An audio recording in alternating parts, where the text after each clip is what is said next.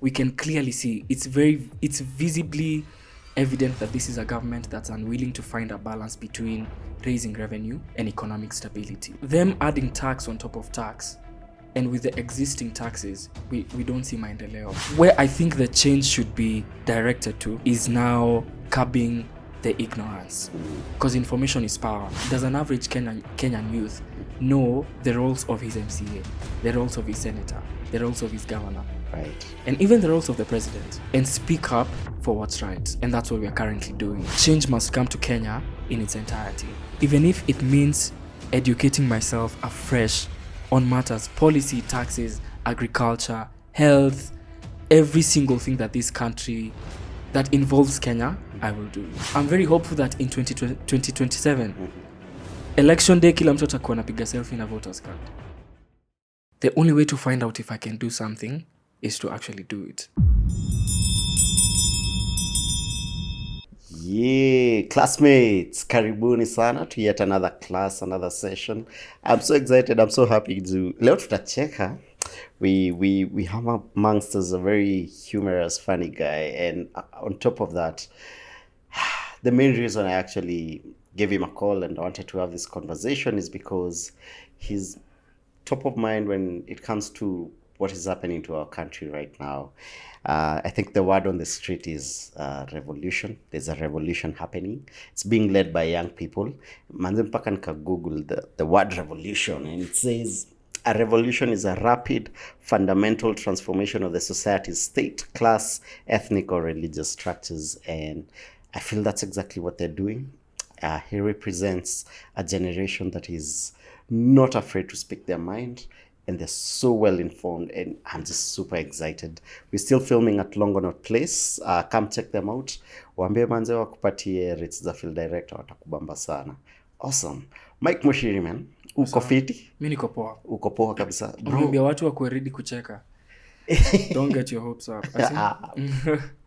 Good point. Yeah. Actually, you have a very serious demeanor. Mtu yangu mi sijai kutake seriously, bro. Mimi nakujua kama mama Michael. In real life na kwa completely different. For real? Yeah, this is me in real life. Oh wow. What was the inspiration? Acha social media. In real life na kwa nimeiva. Right. Yep. And other jokes. Yeah. No. Ninge support ni venye we. Oh yeah. Kofiti bro. Mimi niko poa. Thank you for having me becoming CEO. Manze. This is my first step to becoming a CEO. No, trust me, you are a CEO. I am a CEO. Yes, but you all the rights, man. You've been able to build a brand from as way back as what, 2018, 2017, but essentially 2018. Right? Yeah. Let's even start from the beginning. I mean, we know you as a content creator, but we'll get to why I wanted us to have this conversation. Yeah. How was it like for you growing up? Where did you start off? How was it like for me growing up? Fun enough, I was born in Mombasa. Right. Yeah, my siblings, I'm a last born in a family of 4 kids. All right. We were all born in Mombasa, but we moved from Mombasa to Nyeri when I was a kid. Yeah, so that explains my content. Right. My Kikuyu content, exactly. Yeah. Because I interacted with my shoshos, my aunties. Yeah, so most of the things you see on my skits, they are mainly inspired by watu wa Nyeri. Manze. Yeah. Is Mama Michael a reflection of your mom? Because bro, tunahitaji healing. Not exactly. Not exactly. Right. People think ati my mom mali yako anaweza kuwa nimevaa ile that horrible wig I wear on social media. Yeah. But my mom is actually not that mom. But I tell people, when you see any skit to do with religion, right, just know that was 100% inspired by my mom. Right. Yeah, man, amazing. Were you always the funny one at home of all your siblings? A lot. Yeah. Were you the class clown? They can confirm in the comments section. They can confirm. But my mom is funny. I think I got it from her. Right. Yeah, and my siblings are not funny. Right. Yeah, I'm the funny one. Bro, yeah. But my second brother tries. Yeah. Nana wapenda. Kujeni tu kwa comments mtuambie kama ni ukweli. The family, oh man, that's amazing. And I mean, we know you as a comedian, as a musician. Which, As a musician, yeah. Yeah, man. So all round talented. Then I'm just going through your bio and your CV. I'm like, I'm saying biomed. Biomedicine. But the people don't take me seriously until I tell them that I did a 5 years major in Daystar Uni. It's called biomedical science. Right. So I should be working. I did my bachelor's and graduated in 2021. Okay. So I should be working in a hospital. Right. I'm a research institution. But here I am in 2024 as a content creator. Tuko 2024, si ndio? Yeah. Bro, niko confused mtu yangu. Kwa nini unakuja huku kwetu kwa shida mtu yangu? Huku ndio kuna pesa. Walai. But anyway, I think I also didn't know I would be a long-term content creator because I am a full-time content creator. Right. In all my interviews, I always say that my focus was always academia. I was to do my bachelor's, then probably apply for a scholarship, and then do my master's, get a 9-to-5, go abroad, start a family, or something like that. But I started doing content in 2017 when I was a freshman in Daystar. And, it was the reception was good. So nikaona this is actually something I can do. And then when the money started trickling in, haikuharibu, it made it better. It made it better. Yeah. The minute mtu ashika pesa shule inatanga kumake sense. True. Okay, man, that's amazing. When we're filming, today's on the 21st of June. So just to the audience, so that means jana was the 20th na tulikuwa kwa streets, tumekula tear gas mbaya sana, hata nimeamka macho imefura. Let it be known that I was fighting for my country. Imebidi nipitie kwa ophthalmologist, optometrist, mtu wa kupima macho. Kwa comments tusaidieni. Kizungu ni ngumu. Man, but first of all, props, man. I came across your video. I listened to it. I was like, I don't think I was thinking like this when I was your age. We are allowed to say your age. Yeah, I'm 25. 25. Yeah. 25 nilikuwa nafikiria juu ya nini? Ulikuwa unafikiria juu ya nini 25? Ulikuwa unasoma financial bill. But for me, what I absolutely loved about your video is how you broke down the financial bill to to an everyday person. So a lot of details are lost when you hear the trucks will go up by 2.5%, blah blah blah, but you broke it down, and then you even did it in Kikuyu. I did it in Kikuyu. And today in the morning we were having these conversations as we were setting up, and by the way, do you know a lot of our parents when you're koshags hata wajui nini inaendelea? They have no idea whatsoever. Your story ya land, and for you to do that in Kikuyu and have it shared, because I've seen it shared in a lot of family groups, man. That were props, man. I'm glad I could do it. I was talking to my baba, and he also doesn't know what's going on, and he's as young as me. Right. Yeah. So the gap is not only kwa our parents. Right. There's also like a massive group of young people who don't know what actually is going on and what the finance bill 2024 entails. So what is going on, and what does that finance bill entail? I know they almost passed it. I mean, they voted yes. Yeah, but if it does get accented by the president, what does it mean for us, for Kenyans, and for the future? I think the bigger question is because our problem is, and by our I mean the youth, because the youth are the majority of the protesters. Right. And I'm glad that in yesterday's protest we could see like now a bigger demographic of even older people, millennials, and people from all demographics. Right. Our main issue, because when you go deeper into it, our main issue is not even the finance bill. It's the utilization of taxes. Right. So them adding tax on top of tax, and with the existing taxes, we don't see maendeleo. We don't see how it's being utilized. All we see are corruption cases, corruption scandals here and there every single day. Right. So the main question is the government willing? Actually, it's not even a question, because from the way politicians, or I can say government officials, have been talking about the protest, have been talking about the young people, have been talking about the finance bill. And even from the way the police were behaving in the protest towards the protesters, the peaceful protesters, we can clearly see it's visibly evident that this is a government that's unwilling to find a balance between raising revenue and economic stability. Yeah, and that's where the issue is. Right. Yeah. Yo, man. I feel like you started on a path, and was this intentional? I don't want to call it activism. I also don't want to say I'm an activist. Yeah. But I also didn't know I would find myself. But funny enough, I've always been very much interested in matters policy making and advocacy. Right. When I did my bachelor's in 2021, in 2023 I enrolled for my master's in global health policy and advocacy. Nice. But I deferred because the timing was wrong. Right. So seeing myself, I started seeing the noise about finance bill on Twitter, and it actually it grabbed my attention. I was like, hey, let me read this finance bill. Let me just read articles about it, what the finance bill entails, the effects of the finance bill, and then it started clicking that this is actually something that it should be known by everyone, because that's been the trend in the politics scene, if I may say so, for the longest time.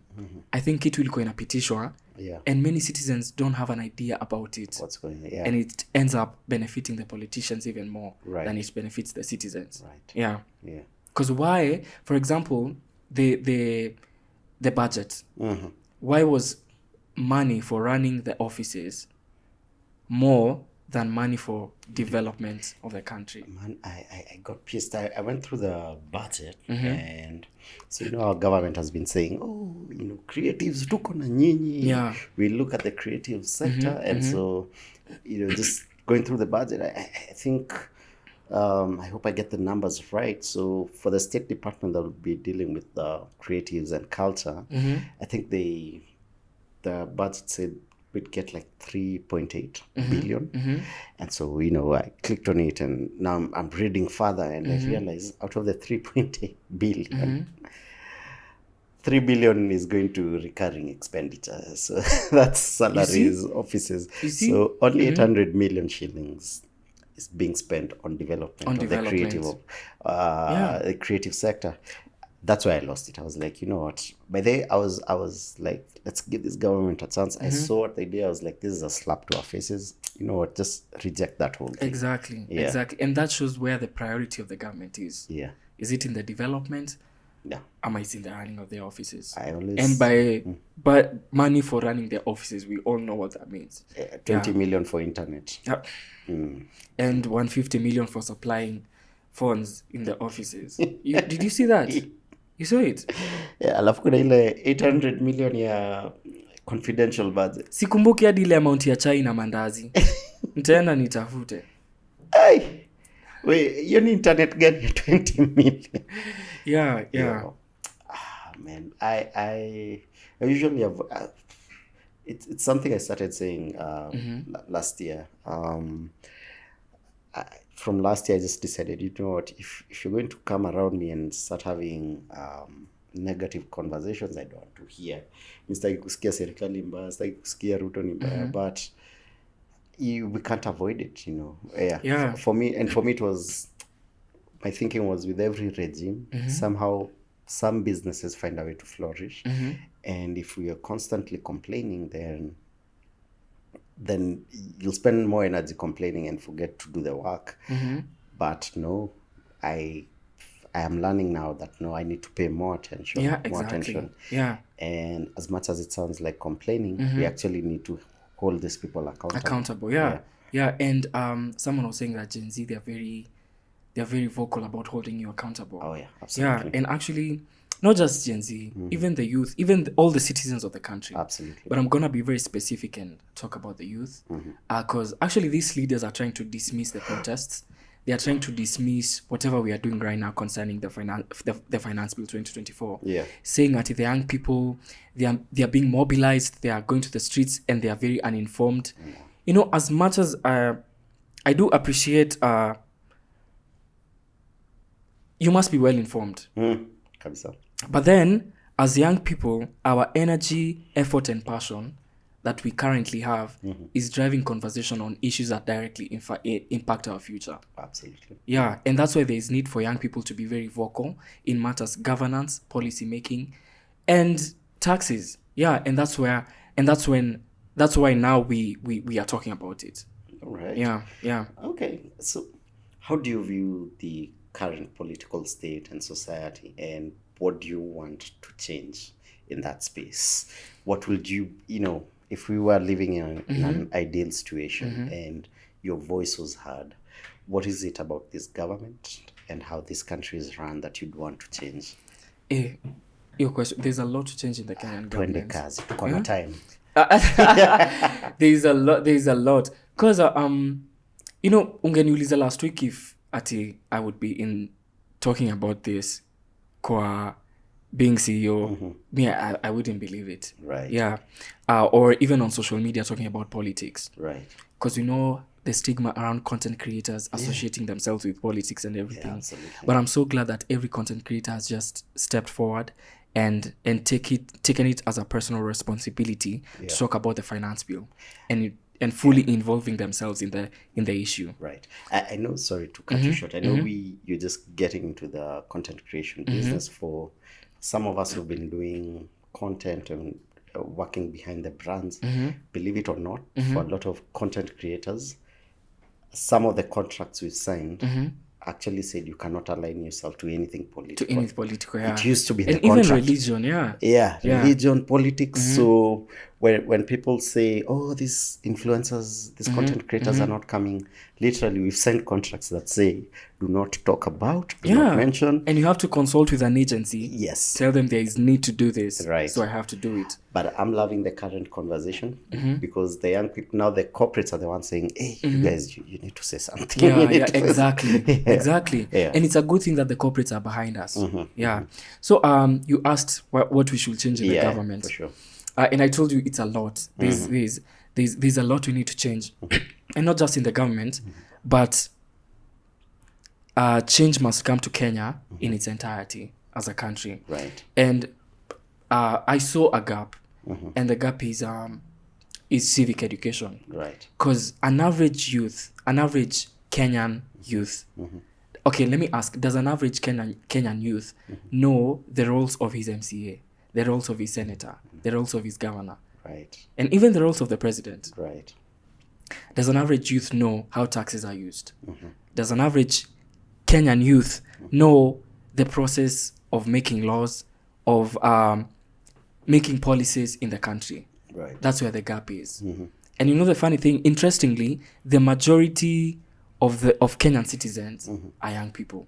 Absolutely. Are young people. Yeah. But our representation is not enough in the government. Because hata ukiangalia parliament, even the young people in the government, wamekuwa poisoned, they all voted yes. Ni akina nani walivote? No. But we'll talk about that later. Yeah. We'll talk about that later. But where I think the change should be directed to is now curbing the ignorance. Because information is power. Right. When you have information, you know what to do. When you don't know something, you don't know what to do about it. Right. So the youth, not just the youth, but every citizen must be sensitized on every matter, including myself. Even if it takes, and I'm glad I have a platform that I can use for good, for the good of everyone. I'm glad I have a decent platform on TikTok, on Instagram, on Facebook.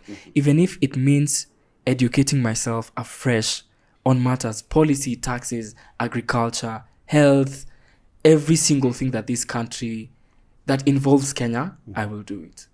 Okay. And we will spread the word. Yeah.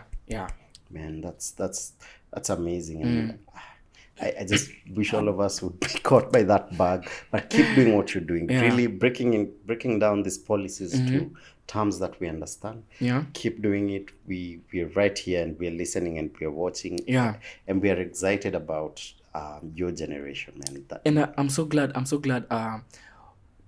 over the past the last 2 days we were able to translate the finance bill in Kikuyu, Kimeru, Kikamba. Oh wow. Dholuo. We were also able to translate it to Kisii, Taita, and we are still looking to translate it in all Kenyan languages. Wow. Yeah. because the message lazima ifike hadi uko mashinani. Wajue hii gava wanafanya hivi na hivi na hivi. We are spreading the good and the bad. Right. Yeah. Do you feel this bug that has caught you, this is something you're gonna be riding along for a minute, you know? Time will tell. Time will tell. Time will tell. Yeah. Yeah. Oh man, I can't wait. There's one of the reasons why it was easy to get Kenyans to the streets was we've lost hope.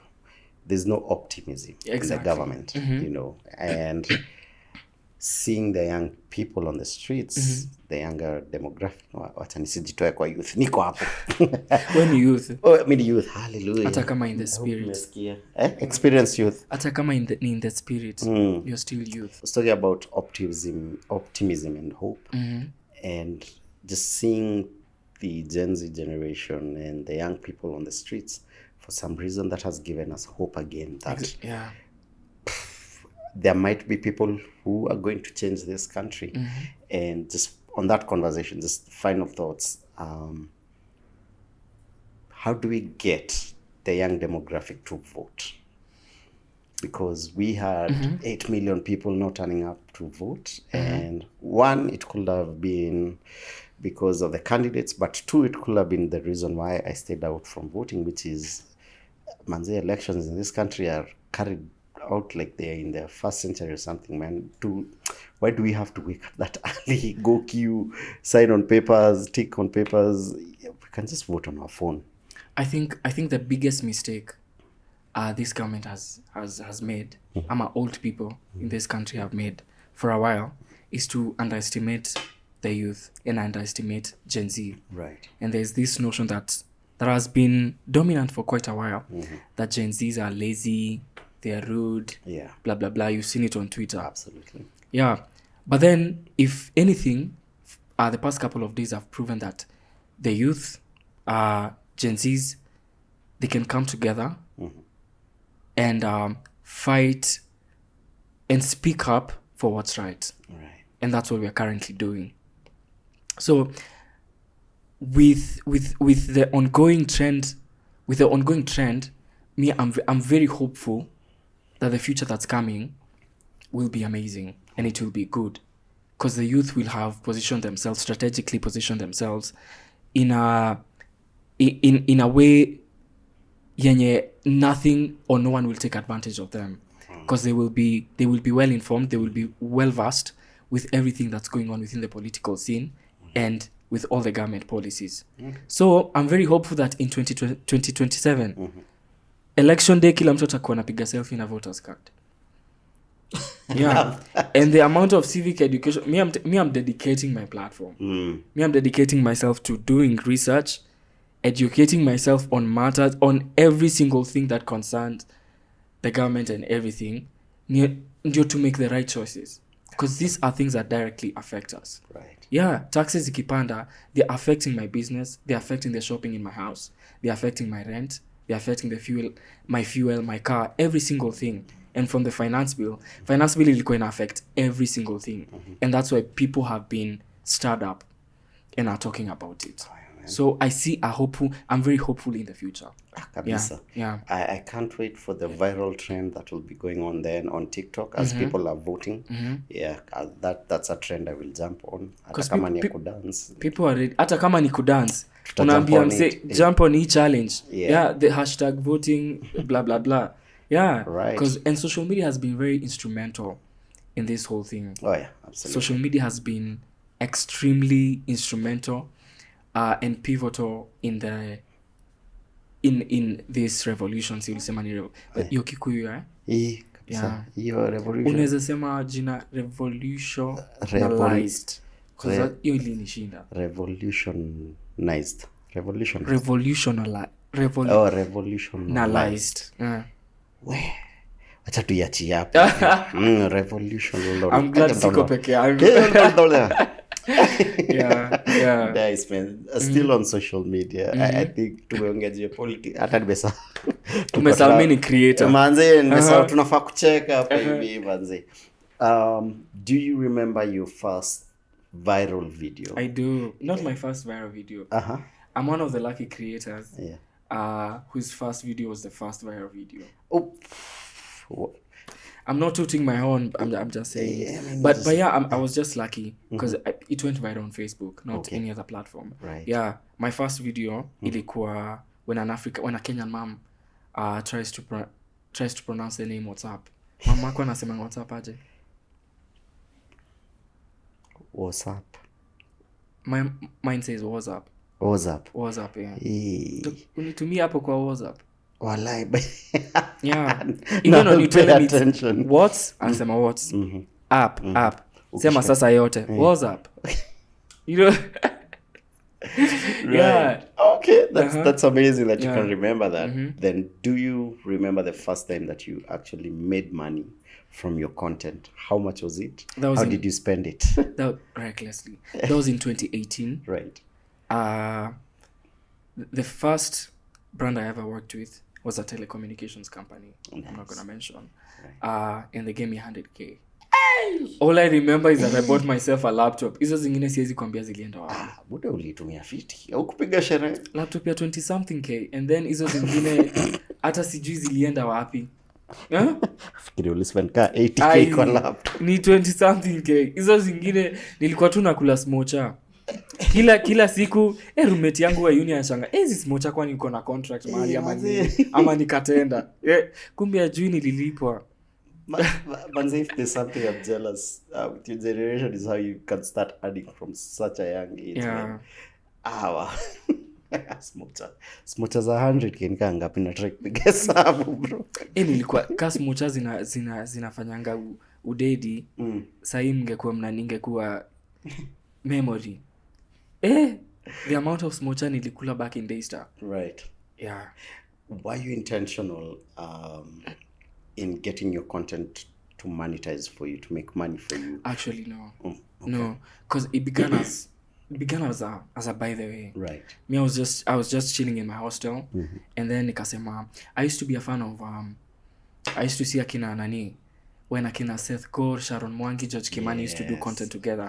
Manze ambia watu warudi. Mazee warudi pamoja. And Sharon Mwangi used to play this African mom ilikuwa inanichekesha. She's part of my inspiration to begin doing content. Right. I also used to watch guys like akina Liza Kushi. I don't know if it's Kushi. Yeah, she's American. Right. Yeah. So nikatry and my first video, yeah. I think people really underestimate relatability. They do. Yeah, because someone will have said, your content tumeona sana, but the reason it went viral is because it reminded everyone of their mom. Of their moms, yeah, that's true. Right. Relatability always, it never goes wrong. Right. Yeah, it never goes wrong. So at what point now does it get to a point where you're like, okay, now this thing is serious. Now I need to approach this as a career. I need to put proper structures around. After COVID, let me tell you, I did my internship in Times Tower. Okay. I know kuna wase wananiulizanga, you did biomedical science. Yeah. KRA. What's going on? Hey. I did I was an intern, occupational health and safety. Okay. Yeah. Okay. But truth is sikuwaifanya anything related to occupational health and safety. Nilikuwa tu napeleka documents, 7th floor, 8th floor. Yeah. And it wasn't even an 8 to 5. That was like a 7 to 6. And let me tell you, at the end of my internship, I already knew 9 to 5 is not my thing. And I already had something going on, right, which was content, social media. I was like, now let me just get serious about it. And that was when I decided that this is now going to be a career. This is now something that I will be doing consistently.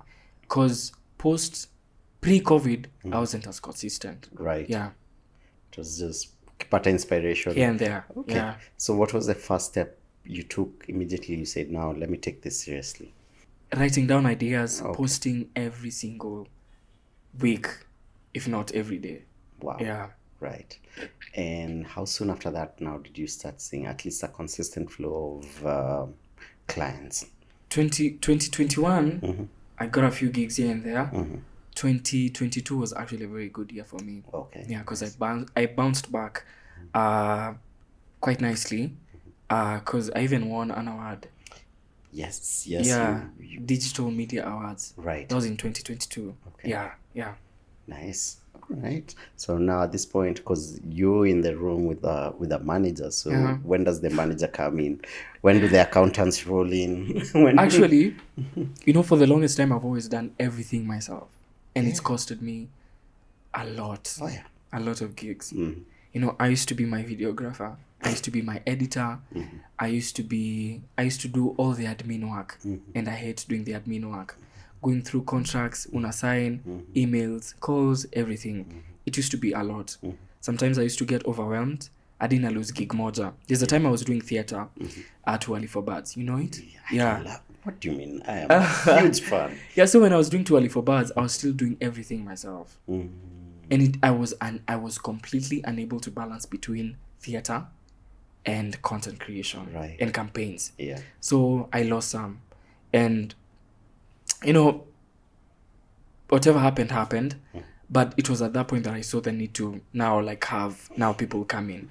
Actually, it's easy for you to work with a team than working alone. Oh, absolutely. Yeah.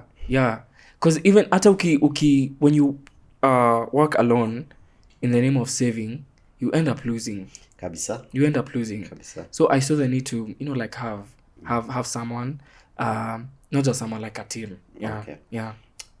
Just now for the people coming up and they want to be content creators, how many revenue streams have you been able to develop from your content creation? Do you get, because I know you ideally do a lot of short skits. I do, yeah. Does that monetize on YouTube? I know. No, I'm actually not quite active on YouTube. Yeah. I used to post my content on YouTube back in the day. Zuko nilikuwa pata kina mama wakiwatch with my sisters. I don't even know at what point niliacha kupost YouTube. Because hiyo time niliacha nikaacha kabisa. Okay. Yeah, and I really blame myself for not being consistent on YouTube, because YouTube is the only app in Kenya you can properly monetize. Yeah. And I didn't leverage on YouTube. So I wouldn't say there is a specific platform that I have monetized. Yeah. But my mainstream of income is partnerships with brands. Yeah. I've heard you mentioning theater plays. So Theater plays, yeah. You still get gigs as an actor. Going for events. Events as an MC? As a corporate MC, yeah. Corporate MC. Right. Those are already 3, man. That's good. Event appearance unaweza ongeza Event hapo. appearance. Hallelujah. No, I usually love doing this countdown because I've realized, especially in the world we live in, And music. why I love counting the streams of income is simply because in the world we live in, you always tegemea one revenue stream. True. And we have to find ways to have multiple revenue streams, and also just for our audience to see that, mtu unamwita content creator but akona ofisi mtu yangu. Yeah. And it takes time to build these different arms. Let's talk about music for a bit.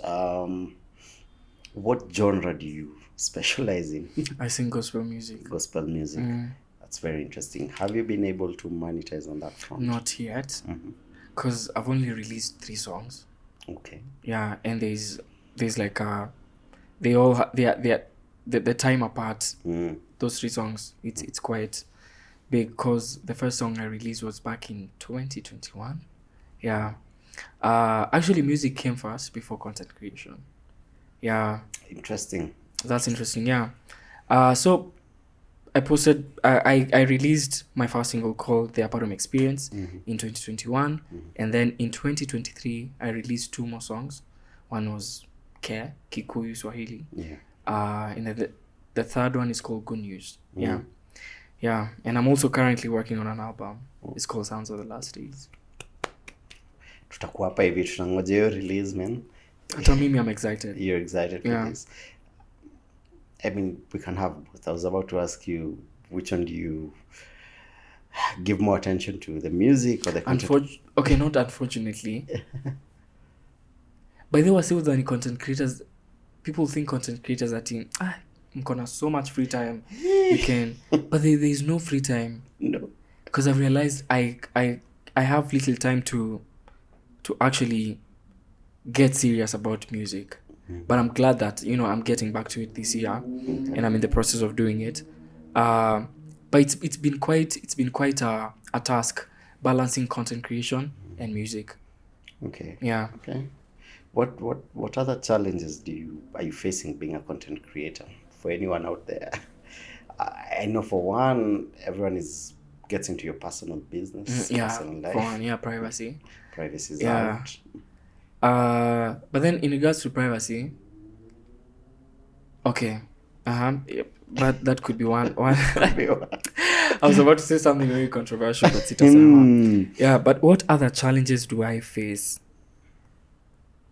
I don't know, but ukisha deposit 50 million in my account, you'll be the friend that was there for me when I had no one.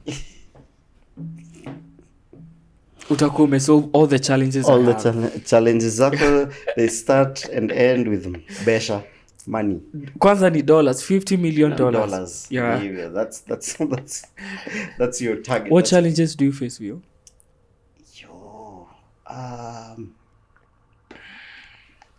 You could easily sum it up to that.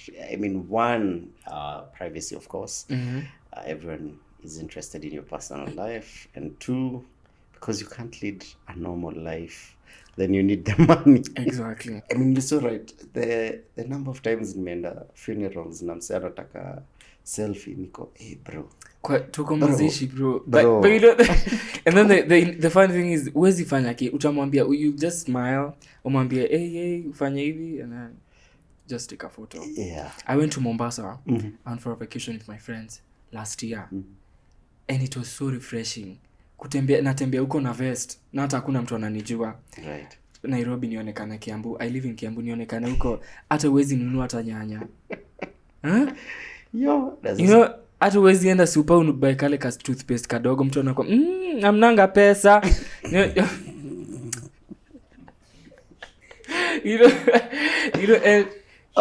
It's nini kama I used to drive a juke. Yeah? I used to drive hata wacha juke. Before the juke, I used to have academia. Bro, uliingilia tu gari zote. Wacha demio ilikuwa gari yangu ya kwanza. Nilikuwa naingia mall, hata nikishukisha dirisha na jua swali ataniuliza. Una drop ama una pick? Yeah? Na mami, ujaona hii sura anywhere? Mimi ni content creator, si fanyi Uber. But anyway, yeah. There's a lot. Kwanza when I used to drive a juke. Right. People on Twitter used to say, my content creator kumbe wana drive majuke, sijui nini. Juke ni gari. Juke ni gari ya maana sana, by the way. But now that I have the car that I have, juke is very ugly. Hallelujah. As we aim towards Prado priority. What's your Prado? Way you got. And then I watched that video I think 10 times. Really check. You drive a Prado? No, I don't. Okay. Yeah, no, I don't. But it was so spot on. Nani ajui Prado drivers ni bullies? Mi sema tu Prado ni probox imeomoka tu. Yaani tabia ni zile vile tu. Na ujadanganya. Kwanza ukiona ya black, wacha iende kule inaenda. Kisha kufanyia lights bas. Uiondokee. Alafu kwanza ujue tu hapo ndani inabeba women rep and senator. Tatu siseme hizo vitu. Ati iba na kiplani. Iba na kiplani. Tunawaona sana. Kamera yangu iko wapi? 2027 tunapatana nao. Vibaya sana. Yeah. Vibaya sana. Na nimeona watu wameanza kudeal nao kwa ground. Let me tell you. And that's what I was telling you, that the biggest mistake some of these old people are making, or even the politicians, is underestimating the power that Gen Z have. Not just Gen Z. You know, I feel so weird when I refer to myself as a Gen Z. Because I've made peace with the fact that I'm one of those people who look way older than they actually are. Naambianga wase ni vile ulianza kudu skits manze ukiwa. Though I'm turning 26 in July. Okay. Yeah. Last year nilipost picture nikasema finally 25. Watu walikuwa 25. I always thought you're 30. No, I had to play it cool at Aijani Hat. But huko nyumbani I was like, Jesus. Manager ulikuwa huko I look 30. But anyway, I love huwa najiconsole najiambia I look mature. I look mature. Na content ni mature. Na content ni mature. Period. Okay. Period. Bro, do you have a stranger than fiction story? Something that just happened to you? Unajuanga hii nikiambia watu watasema ni jaba, lakini haki it happened to me. It was just a coincidence or something. Stranger than fiction. One time nikienda kwani it's like I've always wanted to be asked this question. Fungua roho. Tuacha nifikiria kama kuna nyingine spicy than yenye nataka kukuambia. But the one that comes to my mind is one time I was going to Nyeri. It was when the Nyeri Sagana Nairobi Sagana Nyeri Road. Inaitwa hivyo? Yes. Was being constructed. Right. I don't know kama uli use the road that time. There were so many diversions. Yes, yeah. So nikifika kwa diversion nyingine iko na huko kuna place nyingine before ufike Karatina inaitwa Kagosho. Naijua vizuri. Sasa kulikuwa na diversion hapo. Nikaangalia kwa hii mira yangu. Nilikuwa na hako academy by the kame go through. Umekakimbiza. Kamefika hadi kalikuwa kana chapa laps za kwenda Nyeri. Oh. Yeah. Nyeri. So nilifika hiyo diversion, acha kucheka film. Na huwezi sema jina revolutionize. Nimeacha bro. So nikifika kwa diversion niliona lori kwa Imira inaitwaje? Rearview. Inaitwa Rearview. Inaitwa Rear. I knew it. No something. Si ati ni kitu sikuwa najua. Bro, I know the arrows are anyway. So I saw niliona lori. Okay, niliona ini gari kubwa. Hizi lights ni bigi sana. Na iko mbali. It was at night. So diversion ninaona shimo pale. Naona shimo on my right. Right. So and I have to turn right ndio niingie, alafu ndio niende kwa gari straight.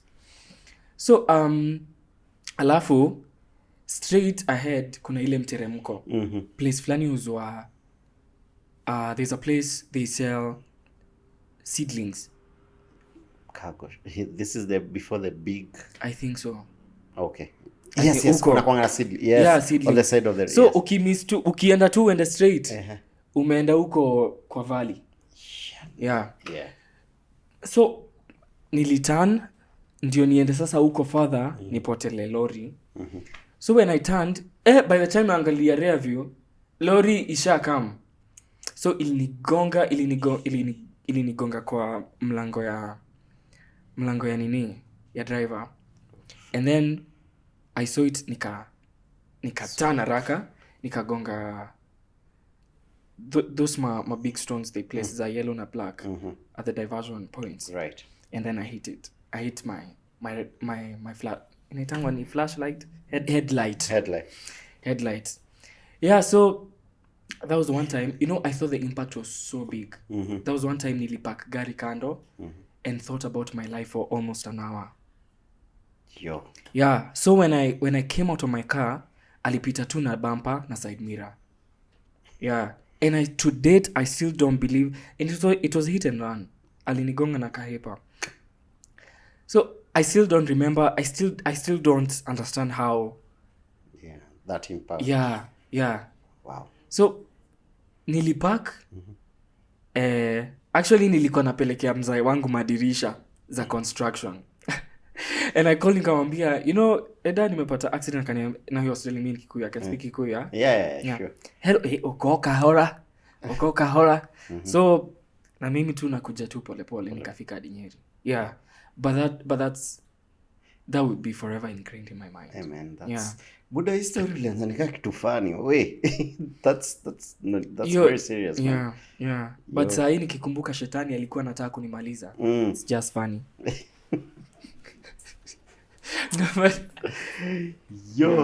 Oh man, that's amazing.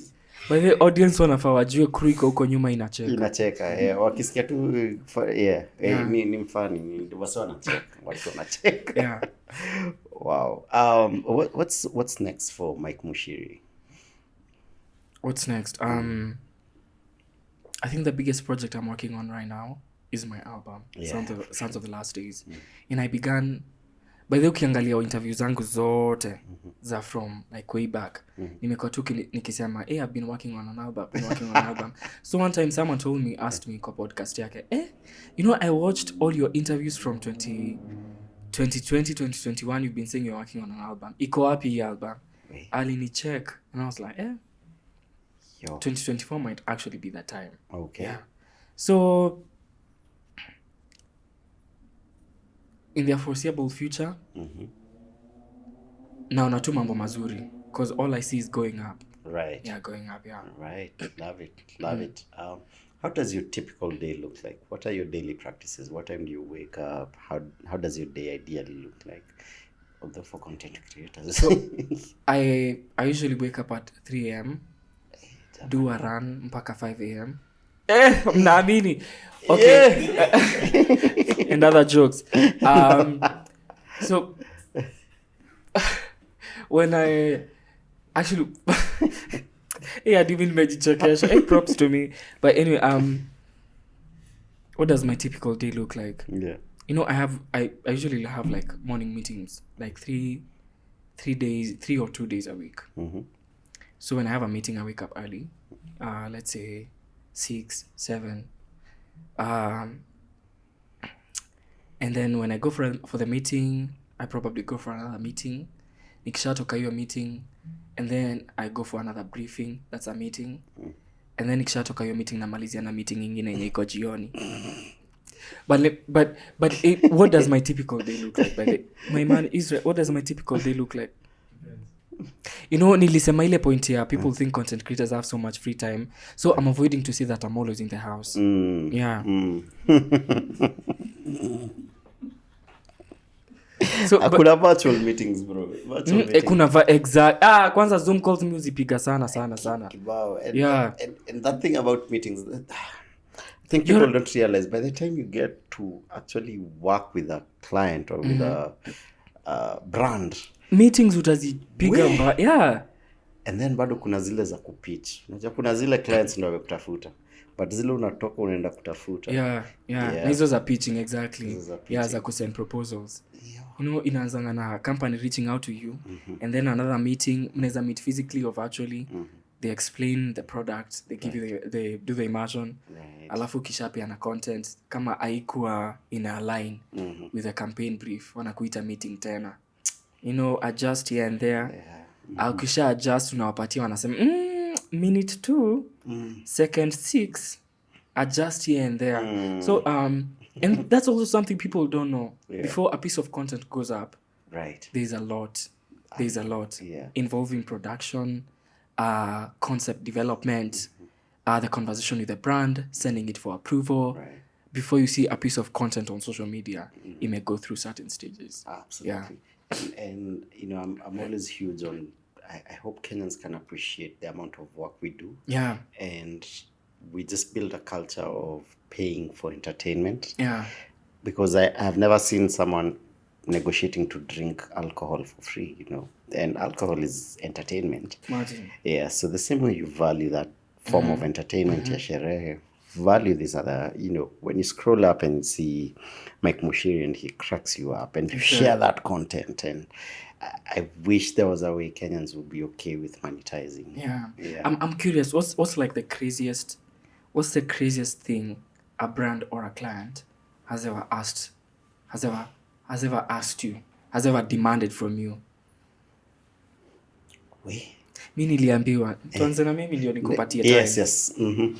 So tuko na budget ya 5k and we want about 8 videos for our platform. Actually it was on WhatsApp. Nikamuuliza umeacha 02 ni typo ama zimeenda wapi? Actually hata si 02. Because I thought ameandika 5k kibahati mbaya. Because no way. Yeah, so what's the craziest thing?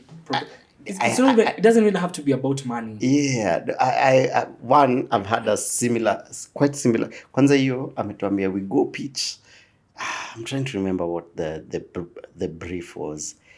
Maybe it was it was an ad, but they wanted, this was a while, but they wanted an ad for online. So, you know, To run on their page. And their socials and their website. So mpaka nimeenda pale na team so that we get the brief nini. Alafu pia alituambia manze ako na 5,000. And it's always 5K. Hata kitu iliniuma ni this is someone who had worked in a production company before. Also, they know like the costings and everything. So I'm like, when you say that figure, look at the team I have here. I have graphic designers I'm paying. I have editors, videographers. PA. Ebu ni splitie hiyo pesa. Hiyo 5K ni splitie nilipea watu. But they wase wajuangi in a month. Do your content creator. Unajua, we are also here to debunk, you know, like the life of a creator. Yeah, for sure. There's quite an amount that leaves the bank in a month. Absolutely. Yeah. So mtu anakuona uko na gari and you have millions in your account. I probably do, but yeah. Yeah, so in a month unapata do inatoka because you still have to pay your videographer. Yeah. You have to pay your editor. Luckily, probably when you find a videographer who is also an editor, lucky for you. Right. You still have to pay a PA if you have a PA. Right. Kama unaandikiwa scripts na msee, you still have to pay them. Yeah. Yeah, so there's a lot that goes in. Right. Yeah. Yeah, so that skit that you see that cracks you up, manze, there's a whole team behind it. Yeah. And it costs money.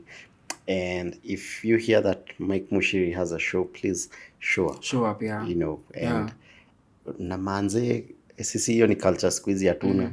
Ukajaribu nipigie simu uniambie, Buda, naweza pata zinaitangwa hizo free tickets. Watu hutumia jina gani? Complimentary. Buda uko na compliment. Anakolink kujuli. Ni aje? Kazi fiti jo. Sasa unajua tumetoana mbali. So now you know the dream. The dream. We as we do not give complimentary tickets at all, because I strongly believe if you're my friend, family, and you believe exactly, like you should be the first person to buy a ticket. Yeah, kama ticket ni 3K, nitakupatia complimentary. Unipatie hiyo 3K. You have supported my ass na nitakuwa nimekupatia complimentary. I love the way you're thinking. Win-win. Yeah. Sometimes I even shock myself by the things that come out of your mouth. Yeah. Kuna hiyo interception hakuna. Zingine imetoka before ifikirie. So but my mom had me tested as a kid. I know I would. I'm kidding. Mamangu angekuombea. Aliniambia. My mom by the way, unaona zile skits za unapata mamako anakuombea 3am na anointing oil. Shake hizo ni 3am. Unashanga nini inaendelea? That's my mom.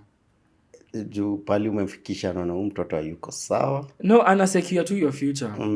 Yeah, and you know I'm so glad wameka hiyo foundation. For sure. Yeah. For sure. Yeah. It's we can see how you're turning out and how you. I mean, yeah. Guy, glory to God. Hallelujah. Do you have a daily mantra? Do you have a mantra that you keep repeating to yourself that keeps you going in life? For most creatives, the biggest thing they battle with is imposter syndrome, and not being sure of, you know, how will people see this? When I do this, what will happen? Because have you ever had a project you've wanted to do for so long? Release album. But if you see, sorry. Calm down. Okay, sorry. For so long, and you keep shelving it. You keep saying I'll do it. Ama you're just afraid. So mimi mantra yangu is to inakuanga the only way to find out if I can do something is to actually do it. That's true. Yeah. That's true. Just do it. Nike mnaweza mtafuta, you know. Nike by then anaitwa Mike. So Mikey. Bro ndio hiyo man copyright. Buda wakutafuta tu. Nimekupita. Ijanipita nimeget mtu yangu nimeget. Sema hapo hivyo copywriting credits mzirushe. Copywriting credits. Wacha. Okay. Nike that's a copyright. or feel you're onto something.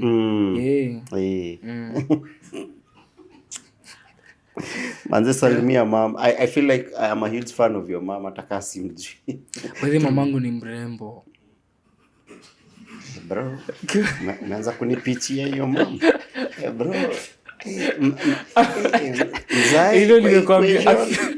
A few minutes ago nimekwambia no to relax brother. A few minutes nimekwambia nini? I mean, zazini I say things that maybe no, let me explain. Kama mama atanitoa kwa ngori pia. Let me explain my thought process. Yeah. Okay, please explain.